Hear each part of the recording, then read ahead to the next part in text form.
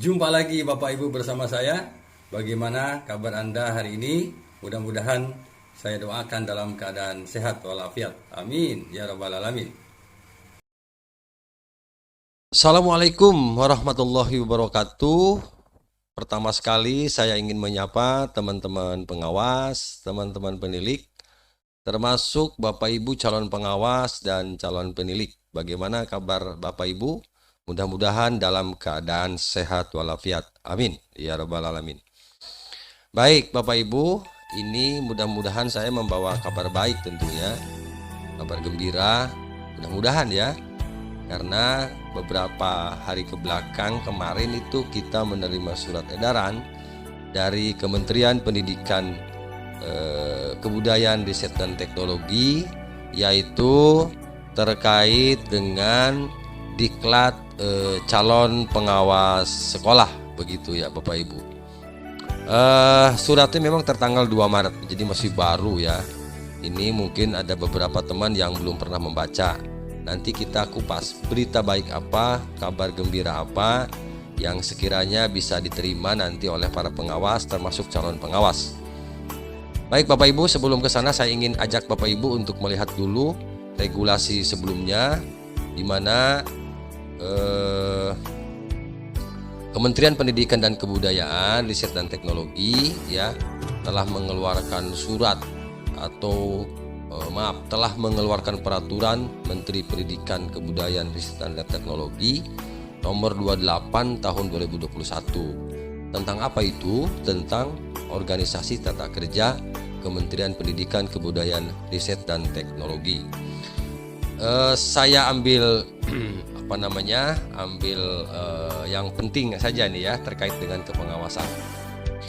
Di kementerian, di peraturan ini, di peraturan nomor 28 tahun 2021 ini, bahwa di bagian kelima ada namanya yang disebut dengan Direktorat Kepala Sekolah, Pengawas Sekolah dan Tenaga Kependidikan. Jadi ada yang mengurusi gitu ya. Ada yang mengurusi khusus ya. Barangkali kamar khusus atau gedung khusus yang menangani terkait kepala sekolah, pengawas sekolah dan tenaga kependidikan. Jadi tidak dicampur dengan guru. Nah, direktorat ini di bawah atau dipimpin oleh seorang direktur yang berada di bawah dan bertanggung jawab kepada direktur jenderal. Jadi enak sebenarnya Bapak Ibu bahwa kepala sekolah, pengawas sekolah, tenaga kependidikan itu ada yang mengurus langsung. Jadi tidak dicampur dengan teman-teman guru. Jadi ada kamar tersendiri, begitu maksudnya ya. Nah, di pasal 65 Direktorat Kepala Sekolah, Pengawas Sekolah dan Tenaga Kependidikan itu mempunyai tugas melaksanakan, merumuskan dan pelaksanaan kebijakan di bidang kepala sekolah, pengawas sekolah dan tenaga kependidikan. Luar biasa Bapak Ibu. Jadi ini mungkin kabar baiknya, kalaupun ini tahun kemarin tahun 2021 barangkali ada teman-teman yang belum tahu ternyata barangkali begitu ya. Ini informasi saja ya, bahwa kepala sekolah ditangani oleh langsung di bawah naungan direktorat. Baik Bapak Ibu, kita coba. Nah, salah satu tugas direktorat kepala sekolah, pengawas sekolah dan tenaga kependidikan itu diantaranya penyiapan bahan pembinaan di bidang perencanaan kebutuhan, pengembangan karir, pendistribusian, pemindahan lintas daerah provinsi, pembelajaran, pengembangan kompetensi non-vokasional, kemudian peningkatan kualifikasi, standar dan penjaminan mutu, pendidikan profesi, kesejahteraan, penghargaan dan perlindungan kepala sekolah, pengawas sekolah dan tenaga kependidikan. Ini luar biasa Bapak Ibu menurut saya ya, karena kita ini selain memudahkan koordinasi di dalam satu direktorat, juga barangkali informasi-informasi kekinian itu akan cepat kita terima dengan cepatnya. Nah, salah satu yang kita dapatkan adalah kemarin Kementerian Pendidikan Kebudayaan melalui Direktorat Jenderal Guru dan Tenaga Pendidikan pada tanggal 2 Maret 2022 mengeluarkan surat tentang apa? Pemberitahuan tentang pendidikan dan pelatihan calon pengawas sekolah. Kalau kita simak baik-baik Bapak Ibu, poin demi poin. Di sini ada ada 5 poin ya, ada 5 poin yang ada di surat ini. Coba kita telaah isi surat ini.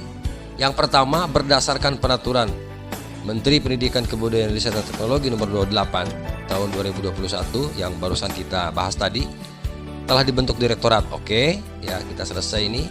Telah dibentuk direktorat, kepala sekolah, pengawas sekolah, dan tenaga kependidikan yang mempunyai tugas melaksanakan perumusan dan pelaksanaan kebijakan di bidang kepala sekolah, pengawas sekolah, dan tenaga kependidikan.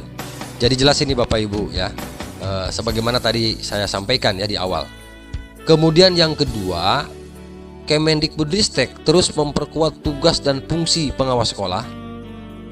Sekali lagi, Kemendikbudristek terus memperkuat tugas dan fungsi pengawas sekolah dan penilik.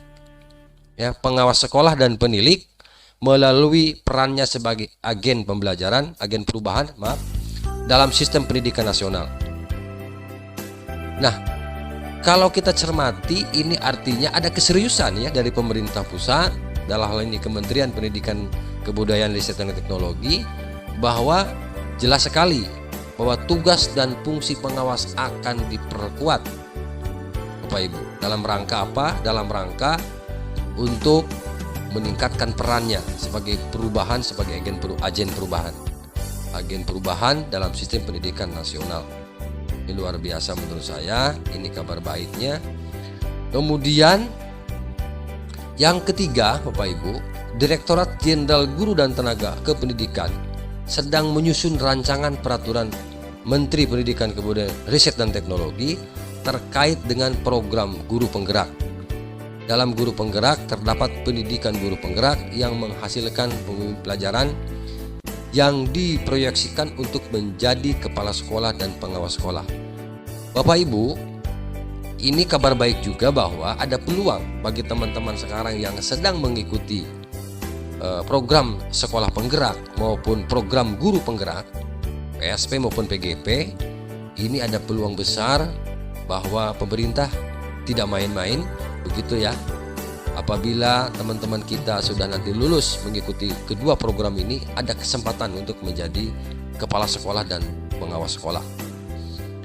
Baik, yang nomor 4 ini, berdasarkan penjelasan sebagaimana dimaksud pada angka 3, nah ini LPPK SPS atau Lembaga Penyelenggara Pendidikan dan Pelatihan tidak menyelenggarakan pendidikan dan pelatihan calon pengawas sekolah atau Diklat Cawas mulai tahun 2022. Kalau mulai tahun 2022 artinya seterusnya tidak ada lagi ya Diklat calon pengawas sekolah. Sekali lagi, bahwa surat ini menurut saya poinnya ada di nomor 4 ya, poinnya ada di nomor 4. Kenapa? Karena Kementerian Pendidikan Kebudayaan Riset dan Teknologi ya melalui LPPK SPS ini mulai tahun 2022 tidak lagi menyelenggarakan pendidikan dan pelatihan calon pengawas sekolah. Lah, lalu dari mana? Nah, ini kaitannya dengan nomor 3 tadi. Jadi disiapkan ya oleh program pemerintah juga, yaitu program guru penggerak dan program sekolah penggerak.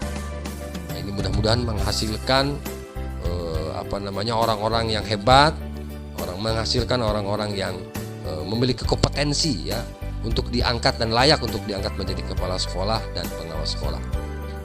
Yang kelima, bagi pemerintah daerah yang sudah mengalokasikan anggaran untuk pembiayaan Diklat Cawas mulai tahun 2022 dapat mengalihkan anggarannya untuk pembiayaan pengembangan kompetensi lainnya dan mendorong guru ya untuk mengikuti seleksi pendidikan guru penggerak. Luar biasa Bapak Ibu. Jadi mulai tahun ini, tahun 2022 tidak lagi ada Diklat calon pengawas, tetapi bagaimana nanti rekrutmen ketika misalnya Bapak Ibu suatu daerah belum memiliki sekolah penggerak, kemudian belum memiliki guru-guru atau kepala sekolah yang ikut guru penggerak. Nah, kita tunggu kebijakan pemerintah pusat dan pemerintah daerah untuk menutupi formasi kekurangan-kekurangan baik kepala sekolah maupun pengawas sekolah. Saya yakin dan percaya Bapak Ibu di beberapa daerah sangat kekurangan pengawas, sangat kekurangan kepala sekolah. Mudah-mudahan ini segera ada solusi Bapak Ibu. Nah, ini bukan kabar baiknya. Mudah-mudahan ini menjadi kabar baik bagi Bapak dan Ibu. Dan saya ucapkan terima kasih. Mudah-mudahan ini bermanfaat. Terima kasih. Assalamualaikum warahmatullahi taala wabarakatuh.